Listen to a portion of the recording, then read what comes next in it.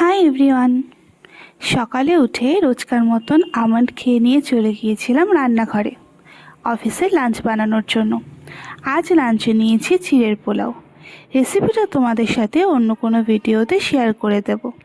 Lunch বানিয়ে breakfast করে নিয়েছিলাম, আর আজকে ব্রেকফাস্টে ছিল একটা রুটি, একটা কলা, আর আগের দিনে লেফট ওভার সয়াবিনের তরকারি। তারপর বেরিয়ে পড়েছিলাম অফিসের জন্য।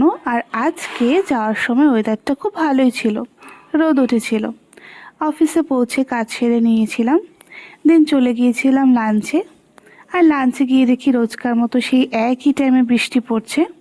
আর বৃষ্টি পড়লে আমাদের আফটার লাঞ্চ ওয়াকটা হয়ে ওঠে না, তাই আজকে বেরিয়ে পড়েছিলাম বিকেলবেলা হাঁটার উদ্দেশ্যে। আর ফেরার পথে খেয়ে নিয়েছিলাম ঘটি গরম। বৃষ্টির ওয়েদারে আমার মতো ঘটি গরম খেতে কে কে পছন্দ করো কমেন্ট সেকশনে জানিও। আজকের মতো টাটা।